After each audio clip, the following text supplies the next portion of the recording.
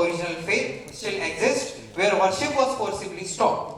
Once prima facie evidence is presented, the burden of proof shifts to the respondent, ensuring accountability.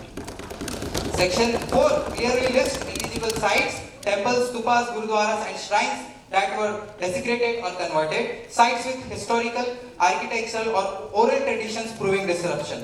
Some of the example of these sites are Janmabhoomi sites, Alapat site, Sikh Shakti Pithas, Jyotirlingas, tribal shrines, Bodh and Jain viharas, temples or gurudwaras converted into mosques, tombs or secular structure without legal process. This section reflects a commitment to justice through evidence, not revenge, but restoration of truth and faith.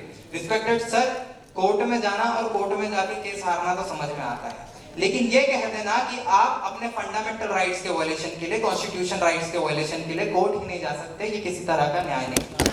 If it is something, then it is the crime against the whole nation. It is the crime against the population of our country. It is the crime against the culture of our country. And आज आजादी के अमृत काल में जब 75 साल से ज्यादा हो चुके, तो हम इस काले बिल को, the places of worship act 1991 को और ज्यादा आगे नहीं बढ़ा सकते, और हम इसको न्याय दिलाने के लिए और यहाँ पे फेयरनेस के लिए,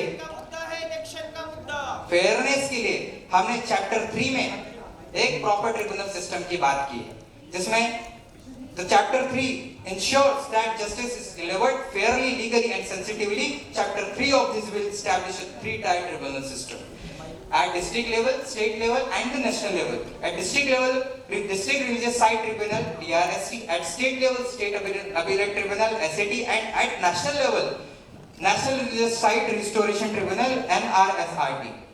It applies